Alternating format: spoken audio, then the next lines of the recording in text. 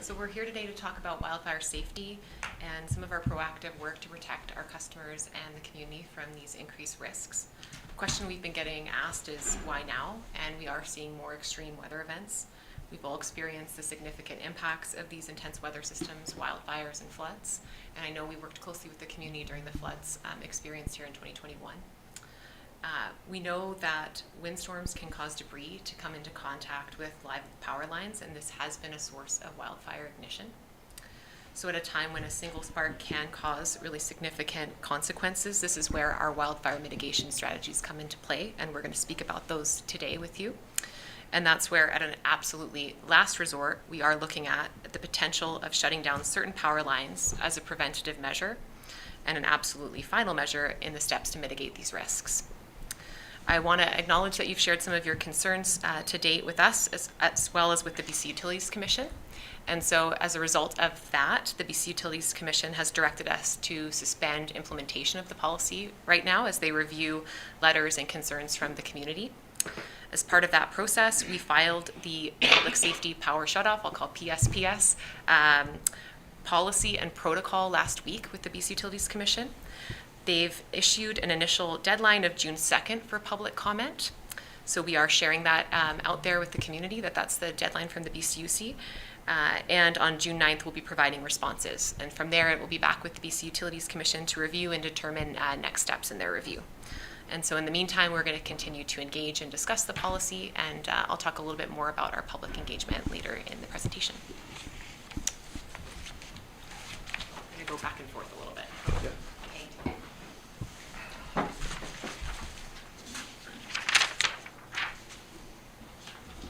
Good afternoon. As Vanessa said earlier, my name is Rob Maschek. I'm the project manager of the PSPS program.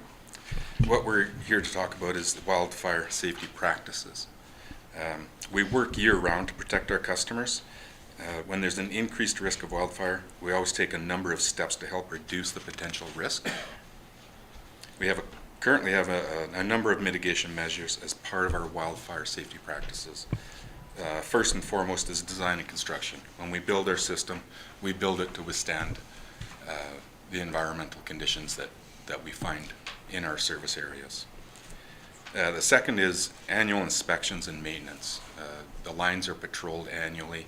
Vegetation management is conducted annually, and we've actually stepped up our vegetation management to address the danger trees, which are the largest concern to our power lines.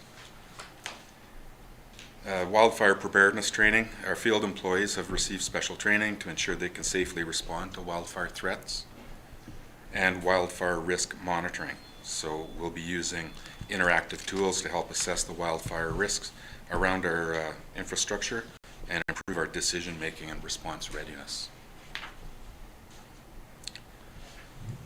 So when we talk about potential outages due to wildfire, how do we advance these slides? Sorry.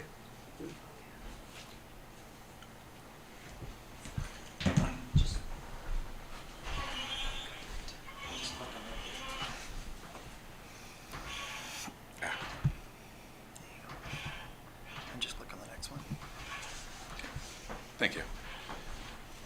When we talk about potential outages due to wildfire, our goal is to always keep the power on. We have pretty good reliability. People are used to having our system on all the time. It's designed to be resilient and reliable. Having said that, power outages can happen all the time, be it vehicle accidents, windstorms. We saw it here in 21, as was said earlier in the floods. During high wildfire risk, there are specific reasons why customers may experience temporary power outages. So one occurrence could be if there's a fire in the area and we're working with the emergency responders.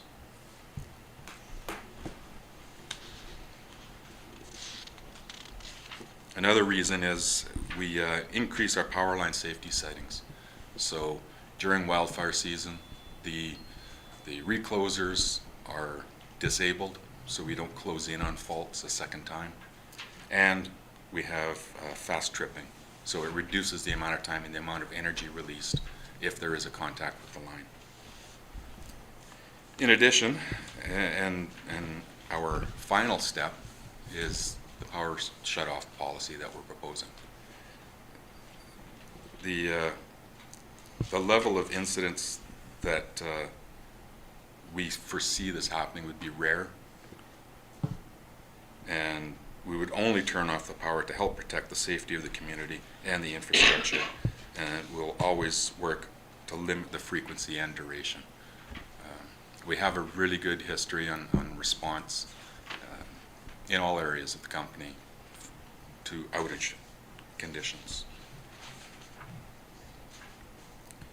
So, as I mentioned, power line safety settings, that's an existing practice. It's been in place for 6 years for block reclose.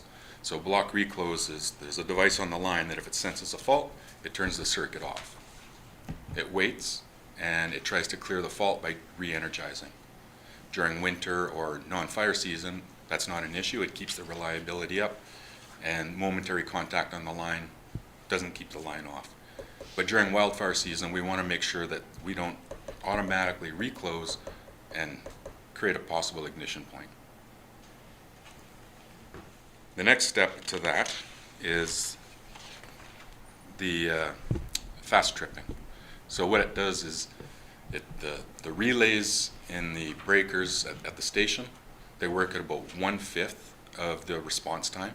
So if the response time was 4 seconds, it'd be less than a second. So it's reducing that amount of energy that's being released by incidental contact. So TM will talk about our emergency practices. Thanks, Rob. Good afternoon, everybody. Once again, my name is TM Sandalak. I'm the manager for emergency management and business continuity programs at FortisBC. A little bit of context for my involvement in the emergency management program at FortisBC. We talk about other things that we might do in terms of mitigation and proactive policies. We have a good history and lots of experiences reaching out and coordinating, liaising with local emergency responders as well as the province and regional level organizations. During wildfire season, if there's an event in and around any of our infrastructure, we will typically try to deploy somebody to the incident management team or the incident command post to be a direct liaison with the folks in the field on the ground to try to get a good sense of what we can do to support that wildfire fighting operations. But there have been periods of time where we have been asked to shut off power in the middle of firefighting operations for firefighter safety related reasons. Sometimes it goes well, sometimes it doesn't go well. And by that I mean that there are always additional effects that come out of that. And sometimes when you shut off that power to protect the first responders that are actually engaging that fire, it may shut off power to other water supplies for things like structural protection that homeowners and whatnot have in place. So there's always that delicate balance at the incident management team level between first responder safety and keeping things up. Also during wildfire season, depending on the conditions and depending on what it is that we're dealing with, we may proactively go out and deploy fire retardant or fire retardant blankets to our above ground infrastructure on the gas side. We again do that in consultation and coordination with local authorities, typically the incident commanders on the ground, and we have a very good track record of working closely with those folks. One of the things I'd also like to highlight with respect to the emergency planning sort of community is that planning, if we don't have a plan in place, even for the worst case scenario, if we ever do encounter a situation where we might need that, it's better to have a plan well in advance of something that we would never want to implement versus trying to do that ad hoc in the moment without having considered all of the implications as a result of that. So in the context of the last resort measures for the PSPS program and plan that we have in place, it will be that last resort. But again, it would have a plan that's been well thought out, well rehearsed and practiced in hopes that we would never have to use it, much like all emergency response plans. That PSPS event where power is shut off to the power lines is not going to be done in isolation. consultation at the provincial levels, regional levels, information and coordination calls with the appropriate agencies to let them know what it is that we're thinking and why we're thinking it, opportunities for them to provide feedback to us on the potential implementation of that program. But making sure that we've got these things in place gives us all of the information that we need at our fingertips to be able to make sure that we're reaching out, coordinating, collaborating with the appropriate people in advance. If we had to do that in the moment, we might miss something. Whereas if we've got something in place that's structured, well rehearsed, and well understood internally, we can make sure that we're implementing that properly. We do recognize the concerns that any outage, not just a public safety power shutoff outage, can cause for a community and vulnerable members of the population. And that's why through a program like this, it will allow us to coordinate, collaborate, and most importantly, communicate with people as far in advance of something like this happening as we possibly can. And in the event that we did have to implement this policy, it would be done as, again, that last resort, and any decision to undertake this implementation would not be done lightly. We do know that there are still a lot of questions about this, and over the next couple of slides, we're going to show you a little bit more information about how it is that we come to these decision points.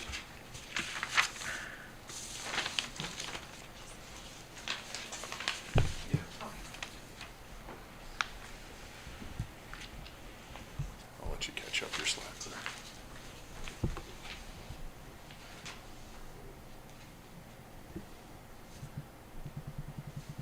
Sorry, not used to driving the slides and talking at the same time.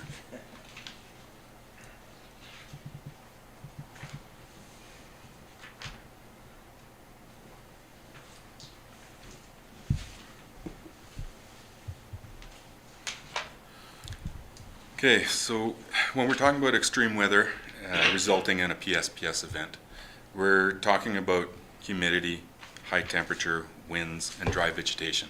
But it doesn't start and end there. We all know that in the Okanagan, we get hot and dry. What we're looking at goes well beyond a hot and dry summer day.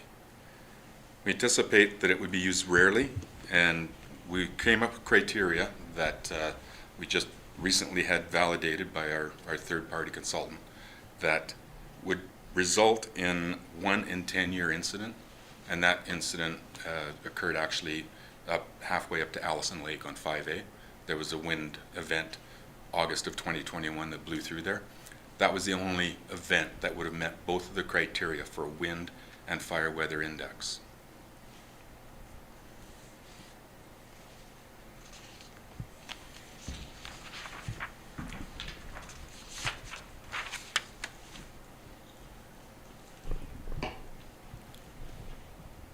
So as I said, we expect it to be rare, and the conditions are a fire weather index of 47 or greater, and wind speed, sustained wind speeds of over 75 kilometers an hour.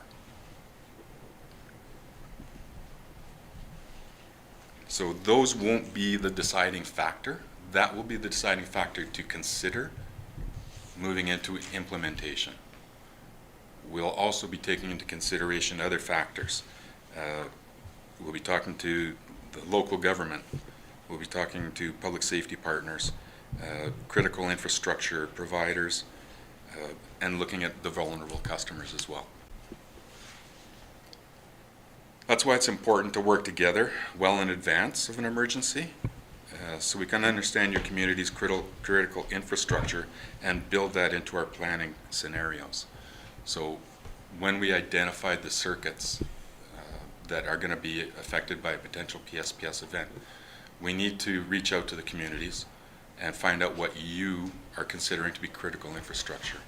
And then can we maintain service, or can we sectionalize the line to keep that infrastructure in place?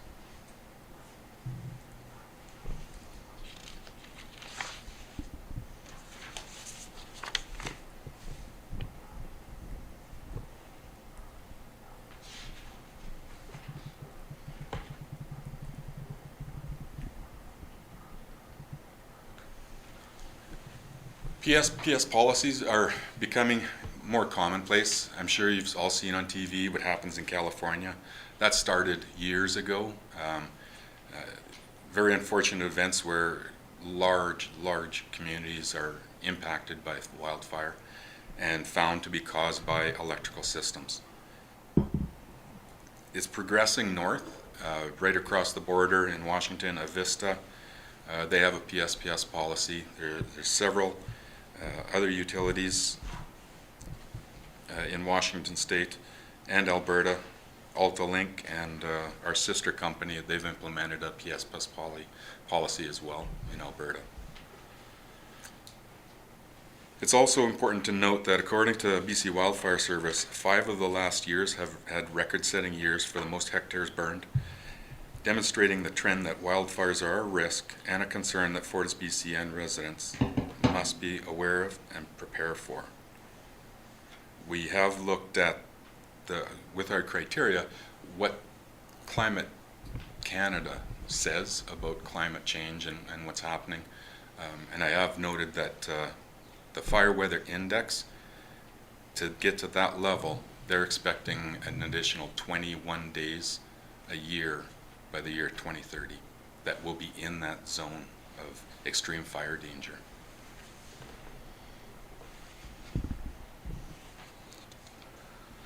And so for these reasons, that's why we're joining industry leaders and making sure we have protocol and plans in place before we find ourselves in an emergency. As TM said, it's better to have a plan and not execute it than not have a plan and scramble at the last minute.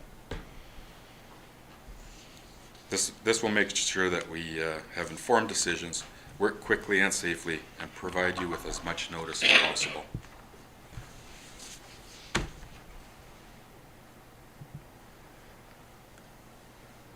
So one of the questions we received is, okay, if this were to happen, how long would the duration be? It's very difficult to say. Weather events cause trouble for us in all sorts of manners. If we go back to, say, the floods that you folks experienced in 2021, we had the power back on within 8 hours for some folks, and up the Coalmont Road, it was off for nearly a month. Just the flood took out the line completely. Really what it boils down to is the severity and duration of the weather event, the time needed for the crews to inspect the power lines, and the extent of any windstorm damage. And when we're talking about a PSPS event, we're talking about an event that we're anticipating would have caused damage to the system regardless. So the power would be going off. We're just looking to turn it off proactively, because when an event of that size happens, we have multiple hits on our line, and any one could then become a potential start for a fire.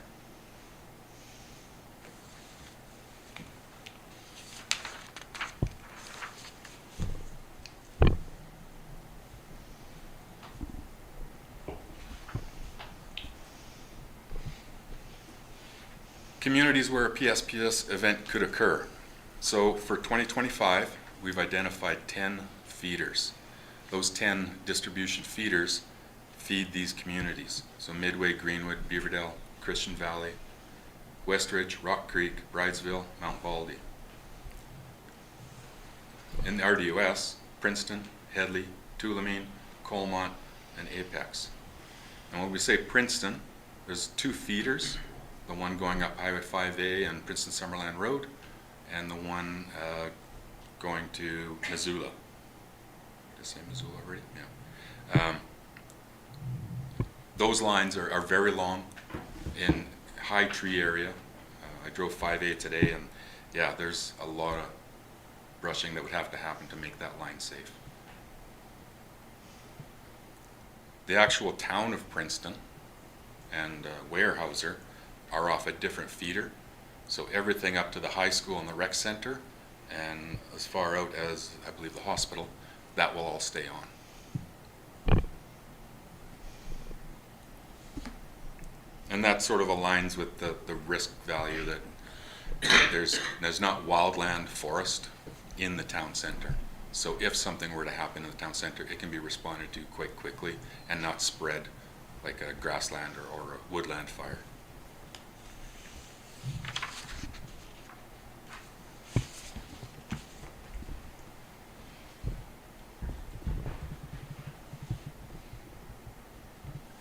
Vanessa, you're up again.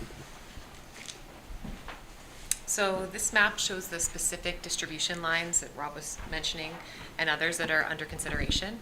And as our wildfire practices evolve, different lines could be added or removed based on the risk assessment underway.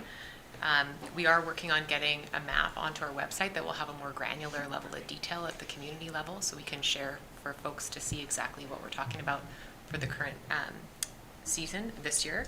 And that will help understand, like we said, Weyerhaeuser is not included in the PSPS at this time, so I know that was one of the concerns that was raised.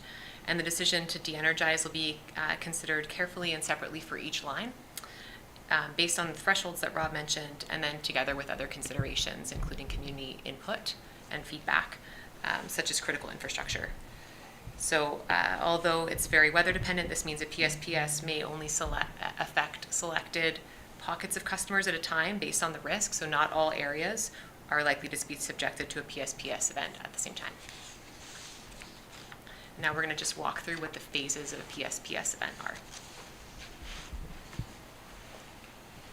Thanks, Vanessa. So I want to make sure I get this right. So I'm going to just give a quick description of the different phases of a public safety power shutoff event. So public safety power shutoff or PSPS event watch would occur roughly 72 hours wherever possible prior to a forecasted weather condition that meets the criteria that we've outlined. During this phase, our Emergency Operations Center, Area Command Centers, and our Public Affairs Emergency Team would begin the various notification processes. So one thing that's important to consider with respect to communication related to severe weather events and things like that is typically the Provincial Emergency Operations Centers have a weekly coordination call where Environment Climate Change Canada delivers a high-level briefing on weather events that are going to be relevant to the province, but also more on a regional level. So nobody in the region will be terribly surprised if there's a significant weather event coming through. If that call and the information that we're gleaning from that, along with the other systems that we're going to have in place and that we do already have in place for monitoring severe weather and wildfire activity in particular regions, we would then be able to reconvene a call at the provincial level, get information out related to the watch, and let them know that there is a potential for a PSPS event to take place. At that point, we would expect a lot of questions, comments, queries, and concerns coming our way through that sort of portal, and we'd be able to address that. And obviously, we would be taking into consideration information that would be coming from local government and communities in terms of building that decision process. There is a certain amount of discretion that's going to be applied, as Rob and Vanessa have alluded to a couple of times, in that it's just not going to be the fire weather index as well as the wind speed that's going to drive whether or not we implement a PSPS. There's going to be a number of other factors. So if the cure is worse than the disease, we're obviously not going to be tripping the switch. The next phase is the PSPS warning, which occurs 24 hours wherever possible prior to a forecasted weather condition that would meet that threshold criteria. During that warning phase, our EOC and Area Command Center would be elevated or escalated to the next response level within our own internal processes, and we'd provide an update through those same portals that a PSPS event would be likely. When it gets to the imminent phase, that would be 4 hours prior to the forecasted weather conditions that meet that criteria. At this step, a final decision is going to be made based on all of the factors that we've considered up to that point about whether or not the PSPS event is to proceed.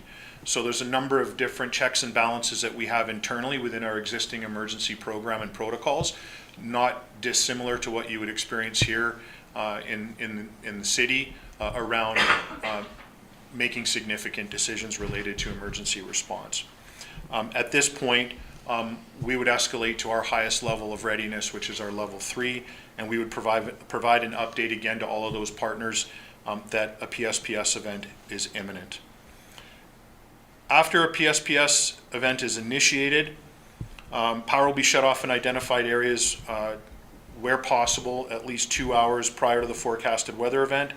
And we would continue to provide updates across our different channels about the status of the outage. Once that weather condition begins to improve, or we have information stating that the weather event is going to be coming to an end, we would then deploy crews to inspect the equipment and continue to monitor weather and continue to make plans to get that power restored once we've determined whether or not the system hasn't been damaged. Obviously, best efforts for us are going to be to make sure that we're following those timelines that are set out in the PSPS initiation steps.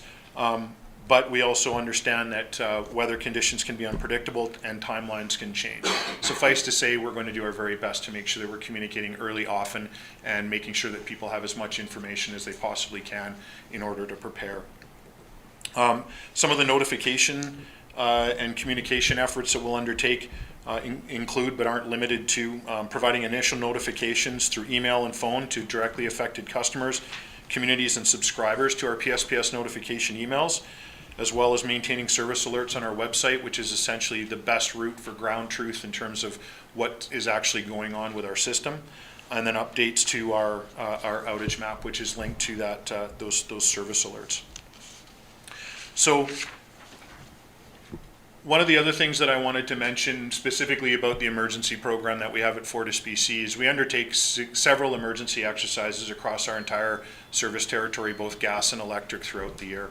We run over 30 exercises a year with local communities and affected partners or interested parties to make sure that we get these communications protocols down right and that we can troubleshoot them on a regular basis. Our Emergency Operations Center tends to stand up right at the beginning of wildfire season with active monitoring and 24-hour support. So we do have eyes on, and we have had eyes on for a number of years, and we participate in all of those local, regional, and provincial calls when they're called. So we do have active engagement and good paths of communication already well established. Thank you. Vanessa?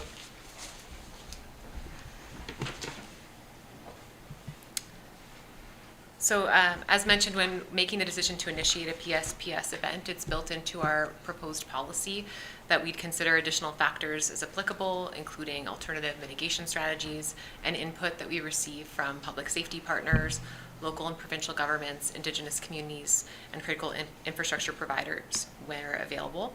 So this is where it's really important that we work with you to understand where your critical facilities, community energy plans, and what communication looks like during these scenarios. During the scenario, we'd be using the same system that we use today, so through our public affairs response and our emergency operations center, as TM mentioned. But we do want to make sure that we've connected with you directly and have fulsome information about your needs and critical facilities in the community. And that's an important conversation we're hoping to advance with you following today's discussion. For customers who depend on power for medical needs, we're encouraging them to reach out to us and register as a vulnerable customer. And this would be so that we can give them as much advance notice as possible in the event that we were to implement a PSPS. We can also add a backup person to their account to be contacted on their behalf in the event of a PSPS. So this information helps us as well in our planning and decision making, as well as working with emergency teams to understand what's needed and work together to build a plan for community resources well in advance of extreme wildfire conditions.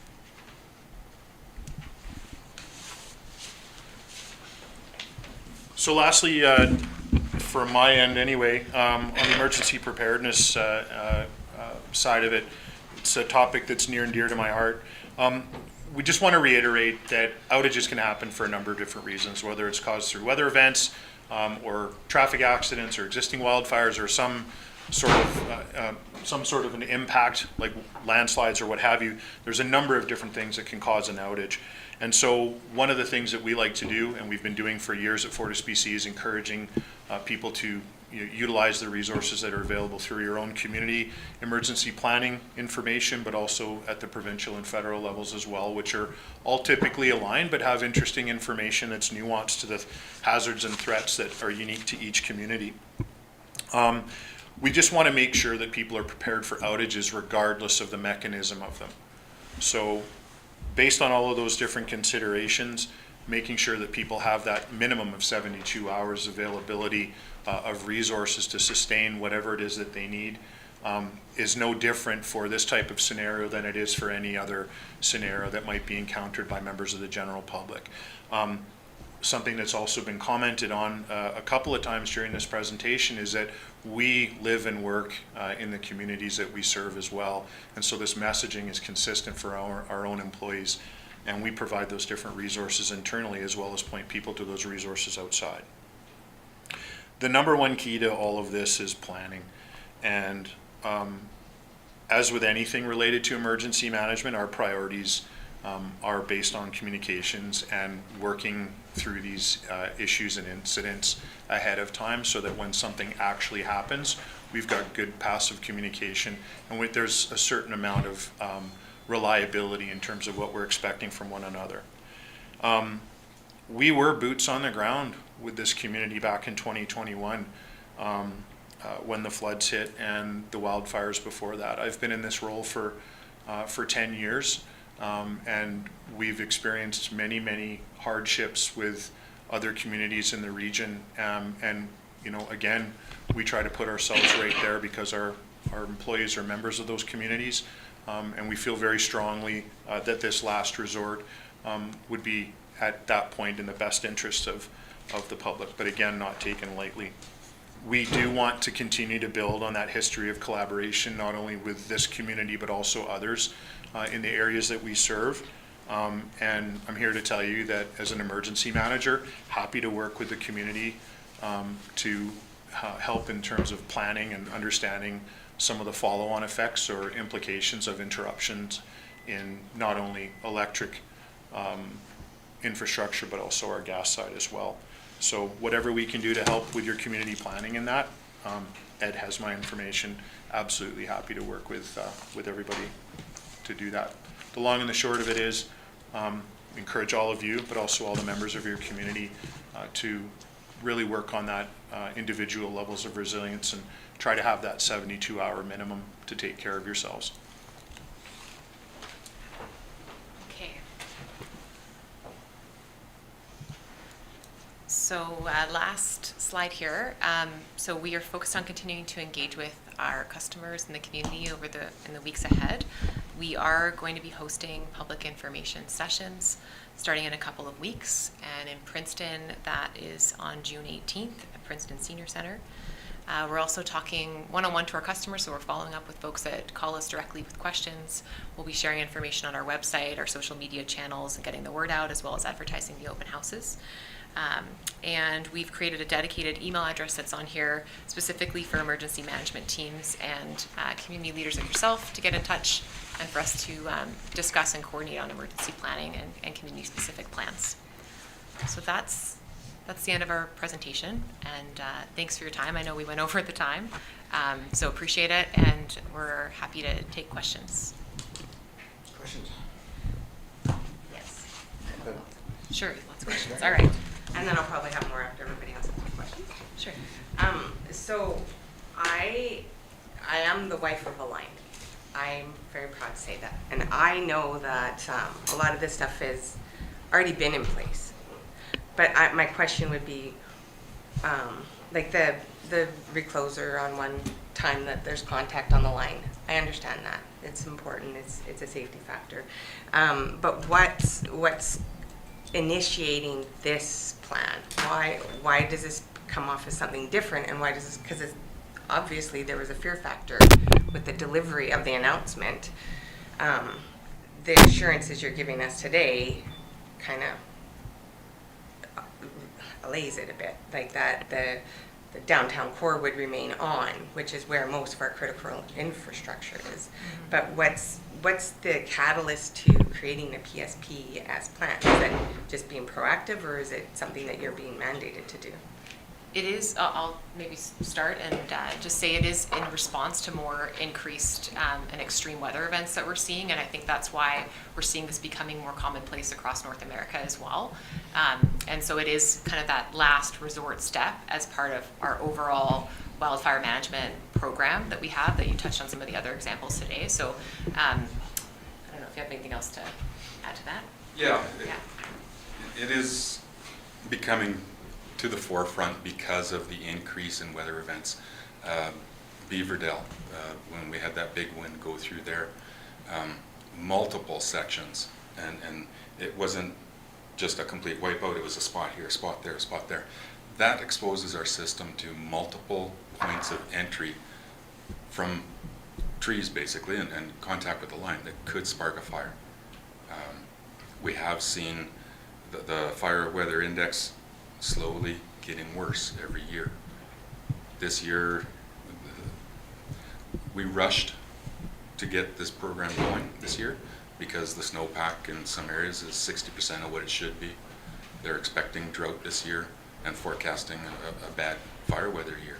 So that is our driving factor, and that's create public safety. Okay, thank you for that. So in the past, I know that when there's been events, let's call them, in Princeton, be it flood, fire, or otherwise, that evokes our EOC. Like there's usually a provincial incident that is created, which then starts special powers for our EOC to be open, where we can have evacuation centers and stuff like that. Is that the same thing? Will that happen with this? Or is it your, don't mean to sound rude, but arbitrary decision to shut the power off without it being a provincial emergency incident? So, great question, and a very fair one. I think it's important to discern really between sort of the two scopes. So with respect to overarching public safety within your community and at the provincial level and whatnot, that's the big picture, broader side of it. As the owner operator of the infrastructure itself, we're responsible for the safe operation of the electrical system. So there's nothing arbitrary about the decisions that we'll be making with respect to PSPS invocation. Wherever possible, we will consult as thoroughly, as quickly, and as early as we possibly can. And again, taking into consideration all of those other factors. Whether or not there is the ability to tap into the province from the City of Princeton's perspective in terms of what invocation of a state of local emergency or anything like that would look like, that's well outside of our scope. So if you got to the point where a PSPS invocation, based on those different steps that we've talked about, if you determine that met your community's threshold to invoke a state of local emergency, that would then cascade into areas and engagement with the province that's far outside of what we would do. We do tap into and utilize the Provincial Emergency Operations Center for those communication nodes, because we can basically get out to every single agency or stakeholder with interest in emergency management to begin to implement their own emergency response plans if required. So I can't really speak to what the relationship between the city and the province would be with respect to that. So there's the problem, and I mentioned it before, and I'll mention it again, is this is a man-made emergency, and right now, we don't have any indication from PREOT or from EMCR that if you guys turn off the power, that we will be covered under the Emergency Act. And you guys said it yourself when I talked to you guys back in Merritt, that you did not know if EMCR was going to declare this as an emergency yet. So this is where we go back to, we're creating an emergency. You guys are trying to prevent one on your side, but you're creating one on the side of the local authority, which is us in the regional district. So this is where we have a breakdown in communication, a breakdown of understanding, because by you guys turning off the power, for however long you guys turn off the power, based on forecasted projections, right? We are not talking the same language right now. You guys are talking protection of your butt, and we're talking how the heck are we going to get out of this? So this is where I'm having a huge problem with this whole thing. Not to mention, and I'll read it as a quote here. We got a letter from Shelley on May 20th. We plan to implement the PSPS policy in 2025 in areas we serve that have been identified as the highest wildfire risk. This isn't like we're talking as like, hey, let's work this out. This is what we plan on doing, and you guys are gonna have to live with it. You know, I'm having real problems with this because this isn't a relationship. This is you guys telling us this is how you guys are gonna, what you're gonna do, and you guys gotta figure out how you're gonna respond to it. And that is not fair to this municipality, to the surrounding area, whether the town of Princeton stays energized and all the 2,000, 3,000 people in the surrounding area aren't. Like, there is a big breakdown in this relationship right now. Both Indian bands have also put in complaints now. So this isn't like we're all working together. This is Fortis and everybody else trying to figure out how we're going to mitigate Fortis's plan.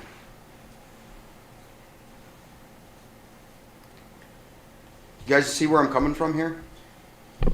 Yeah, so thank you for that, and appreciate the comments. We are focused on, like, right now, as I mentioned earlier, there's been a suspension in implementing right now. So our focus right now is engagement.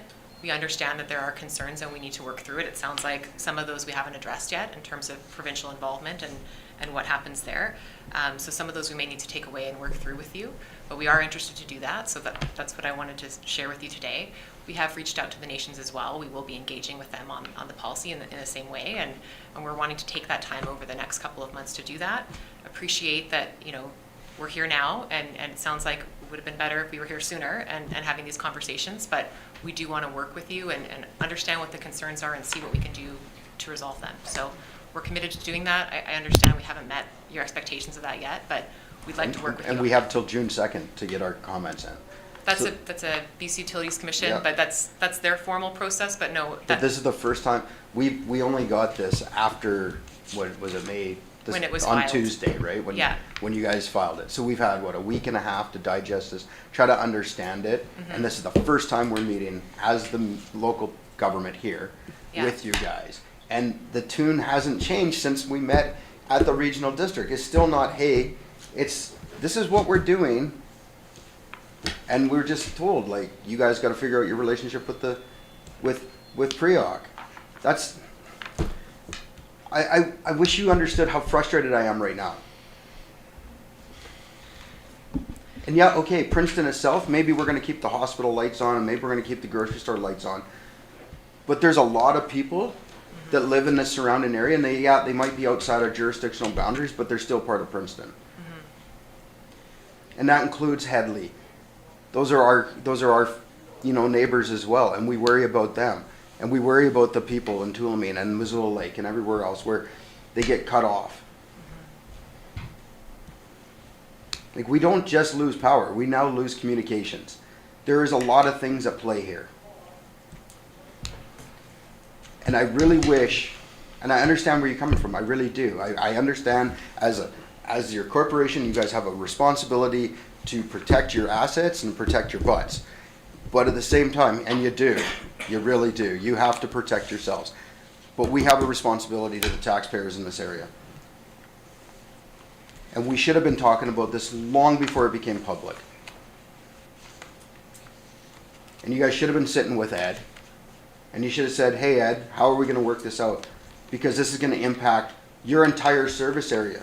Because Ed also helps with the regional district side of things. And then our partners down the valley needed to be doing the same thing, right?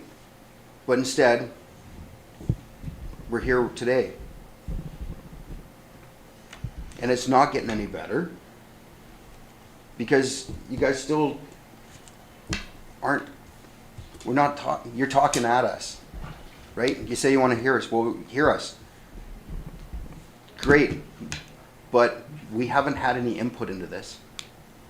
We haven't had a chance for all of our people, and there's a lot of our people, that can contribute to this conversation. So I'm disappointed that we're still here today doing the same thing we did, what, 2 weeks ago, 3 weeks ago? 4 weeks ago now, I guess. Does anybody else have any comments or Sorry, questions? can just, and maybe Ed can speak on this. So my point for that is that if our community, the downtown core, our hospitals, our gas stations, our grocery stores can remain open, our critical infrastructure, water, sewer, and all that, the power can stay on. And it's not provincial then, if there isn't a provincial emergency incident number, would we be able to invoke the EOC and evacuation center, et cetera, or is that a financial liability that's now on the town of Princeton in order to provide a safe place for our outlying neighbors to come to?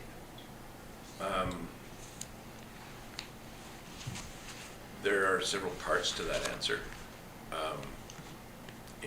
In response to any environmental concern or impact, we have the ability to, as a municipality, to declare a state of emergency for our own community.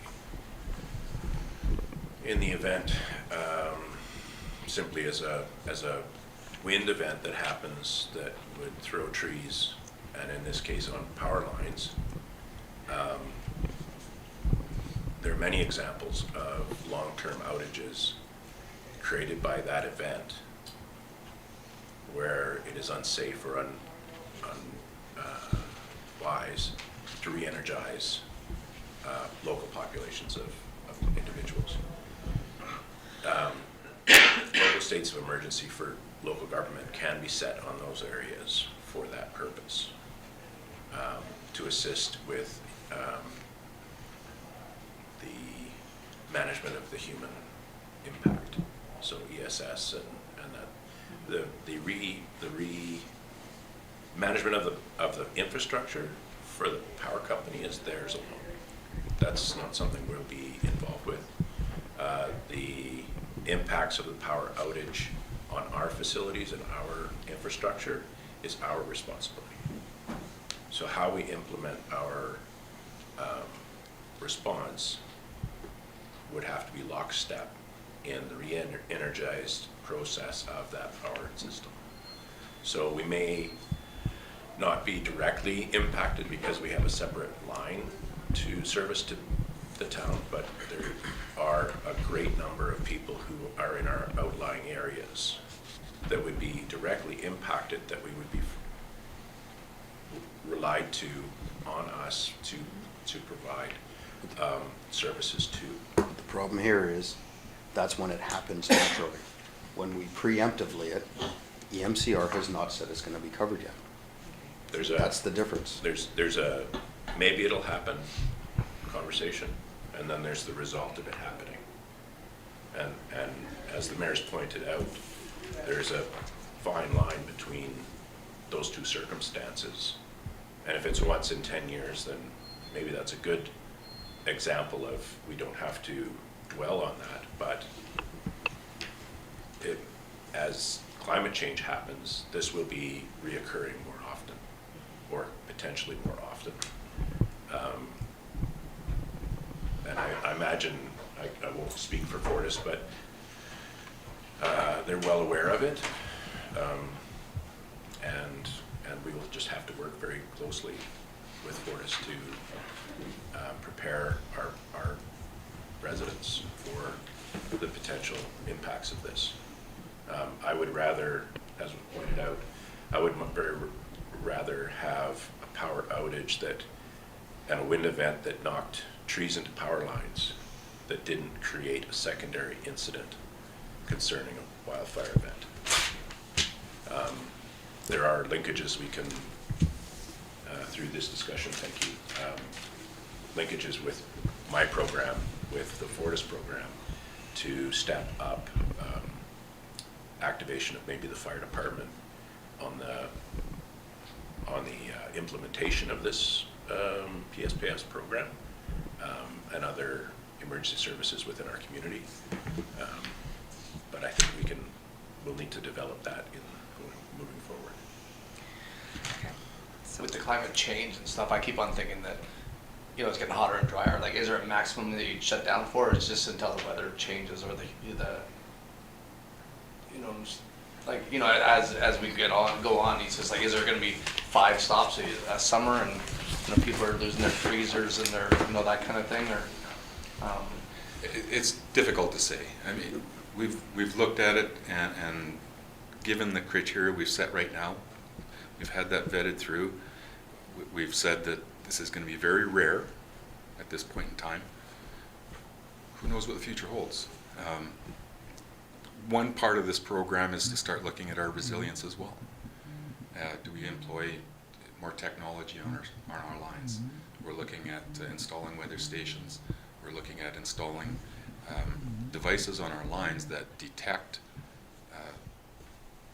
impacts to the line, even when it's off. So those sorts of things are going to help us build information. We've just got started on this. We don't have the benefit of, you know, California's had a dozen years of data on this type of events, and I'm not saying we're anything like California. What I'm saying is it's making its way north, and we are starting to see it. There is the potential it could get worse, absolutely. We're going to do our best to try to maintain the resilient and a company that supplies power all the time. But when those conditions come, we want to make sure we protect people from wildfire. We understand that there are other concerns, and we have to all look at our own plans, right? I have a question. Sorry, Barbara. No, you go ahead. Okay, I have a couple questions. This is the first I've heard that not all of the community might be affected by the PSPS. Do you have like a map so we can understand it better, like help us to do our own planning on our side, that if it were to happen, you know, this is affected, this is not affected? How are we going to understand this better? Yeah. So when we sent the communications out, it was part of our overall program on wildfire mitigation. It actually went to the Kootenays, Nelson, you know, the entire service area. What we had planned to do was notify people who are directly affected with a mailer, and so we have a labor dispute going on Canada Post potentially that wrecks our plan, but we have created a digital map that will be going live on our website hopefully today or tomorrow. Okay.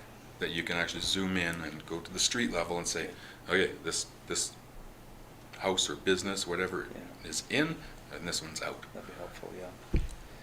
The other question, I heard you say that vulnerable citizens could reach out or register or whatever and Yes. express their needs or whatever. How are you going to get that information or that out to the people to even know to register or whatever? Like, how are you going to communicate with them? So that was part of our, so we're talking to regional groups, the provincial through the EMCRBC to get that message out, direct mailers to the customers. It's going onto our website. We're asking people to register. Yeah. Is there a timeline for them to do that? No, they can do it at any time. Yeah. Um, My concern is that you're going to implement this and people aren't even going to know to register it, you know, in advance. Yeah, so we have a current registry of Okay. people that have identified medical needs. We are taking steps to phone those people directly and say, are you still Yeah. looking for that? But we don't know what we don't know, Yeah. to your point. Mhm. If people haven't heard about it Yeah. and don't register, then there may be a missing there. Mhm. But the open houses, that's what we're hoping to get the message across as well.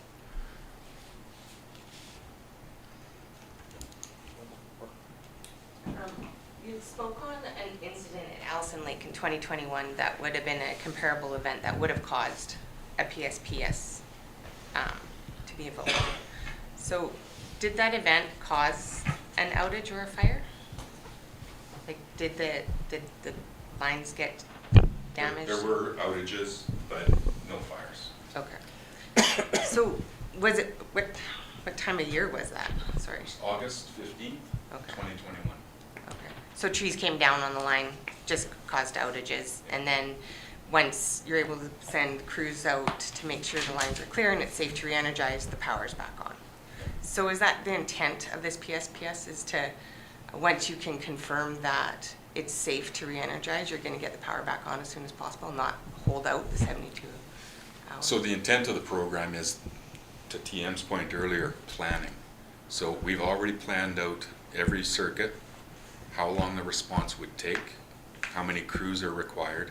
At the 72-hour mark, we're already amassing those resources. We're trying to get everything set in place so that, and reality is, it's the wind. Our system can operate in the heat all day long, but as soon as that wind starts contacting our lines, that's where the problem happens.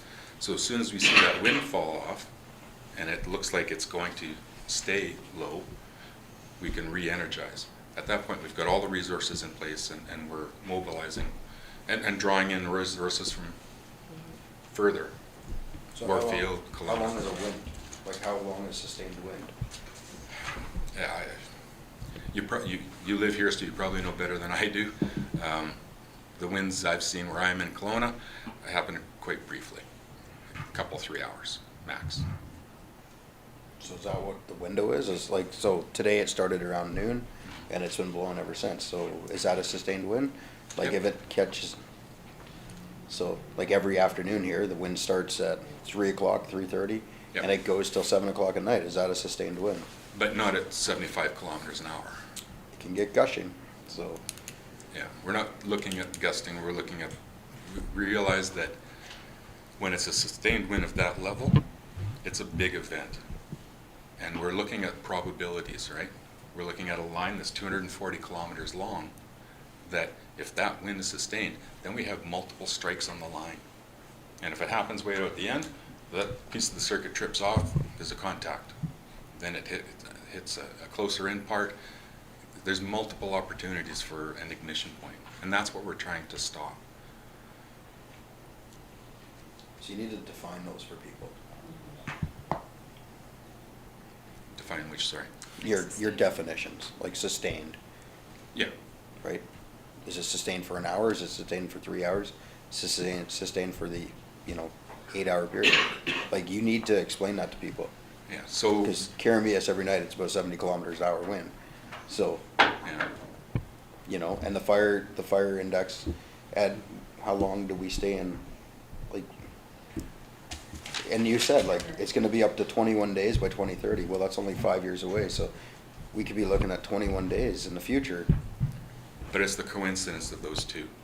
And like I said, every single day, as soon as the temperature starts to change, the wind picks up. Yeah. And it blows for hours. Hours. Yeah, You go to my place, and I'm in the corner of the valley. It's sustained, right? Because it narrows there, and the cold is sucking the hot down Yeah. through the valley. So you need to explain that stuff to people. You really do, because not this whole valley is going to be the same. Where I'm at versus where Barb's at, two totally different wind systems. And where Tyler's at, it's another wind system altogether. yeah.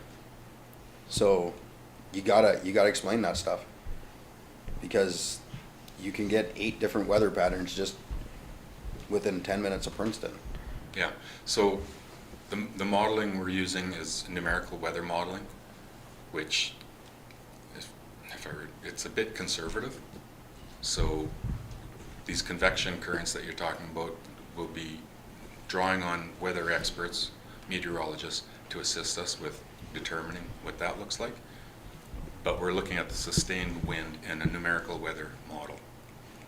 So it could be higher. One last point. I can't remember if it was yourself or Tim, that are talking about the sectionalization of our critical infrastructure and identifying that. Are plans in place to work with our team to find out and identify what is the critical infrastructure for the town of Princeton? Every meeting we've had, we've asked the communities to identify your critical infrastructure. That's not our responsibility, or we can't make assumptions on what your critical infrastructure is.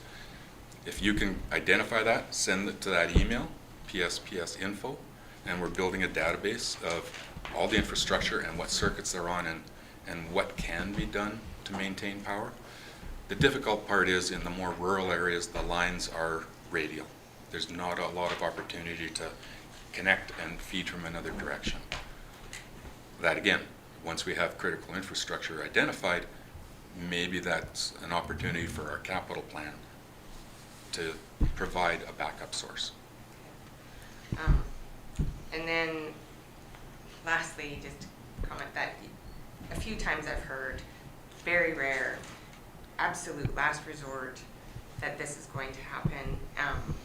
So when an incident happens, say down the valley, is that gonna, if the critical incident is, or the weather isn't here, but it's happening in Keremeos, are we off? No. So we're using a 12-kilometer grid spacing on our weather model, and we're going to be shrinking that down to about 4 kilometers. So if the weather, so that incident that I talk about in August of 2021, it's went through all the way to Greenwood. But by the time it got to Midway, Greenwood, it dissipated. It got below the threshold, and that's why it didn't show up. And then you'd also, sorry, it was also said that hits are imminent, like that trees are going to be coming down, lines are going to be damaged anyways, and that the PSPS plan would shut it off before any of that. Are you not waiting for a hit to happen? You're just proactively? No, we want to be proactive. We don't want that contact to happen on the line to create that opportunity for a fire. And again, it's a weather event that I'm expecting there will be multiple portions of the line probably down. Very similar to the Beaverdale. It gusted to 110. Right. Did you have warning on that Beaverdale incident?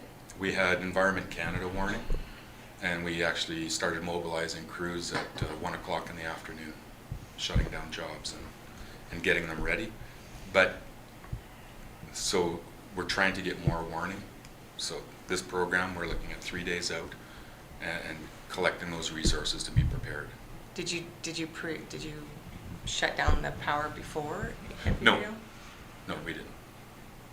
Okay. I heard you just say that if you knew our critical infrastructure and whatever, that you may consider alternate power sources. I'm not up on what that would look like. What would that look like? So we have 2 feeders that come into Yeah. Princeton from our substation, Princeton 2, which goes up the valley, Yeah.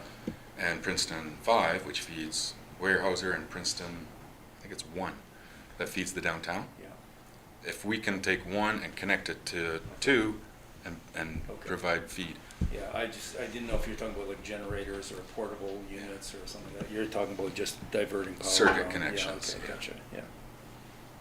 So you guys have talked to the regional districts, you're gonna go talk to the Indian bands, and you're talking to the municipalities. Have you talked to irrigation districts? Haven't talked to Keremeos Irrigation District yet. What about the Headley Improvement District? I haven't got to them yet. Because they run the water in Headley, and the irrigation district runs for Keremeos. Yeah. So we've reached out to LSIB, USIB. We have the infrastructure from LSIB and Keremeos so far. That's it. And then you need to talk to the fire departments in the regions. Because, We've done that through the EMCRBC channels. to even like the non-government ones. Like Headley isn't, it's run by the improvement district. There's Hayes Creek that isn't run by the government.